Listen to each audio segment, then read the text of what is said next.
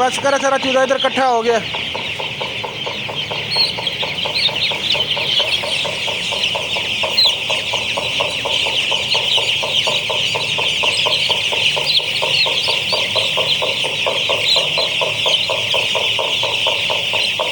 यासीन सारा चूल्हा इधर इकट्ठा हो गया, रहने दे।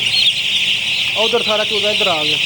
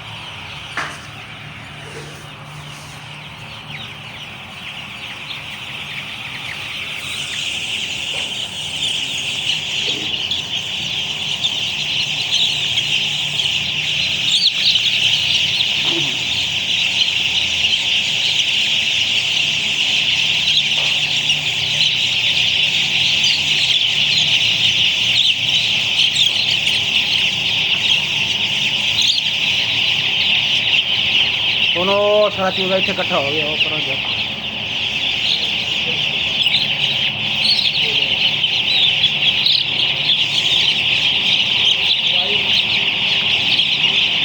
ਦਵਾਈ ਸਾਦੇ ਚੱਲਣ ਦਾ ਮੌਸਮ ਤੋਂ ਕਵਰ ਕਰ। ਕਿੰਨੀ ਵਾਰ ਚਲਾਇਆ, ਕਿੰਨਾ ਕੁ ਅੱਗ ਤੇਜ਼ ਕਰਕੇ ਨਾ ਮਿੰਟ ਕੋ ਪੱਕਾ ਇੱਕ ਵਾਰ ਚਲਾ 2 ਮਿੰਟ, ਸਾਰੀ ਬਸ ਅੰਦਰੋਂ ਬਾਹਰ ਕੱਢ। ਹਾਂ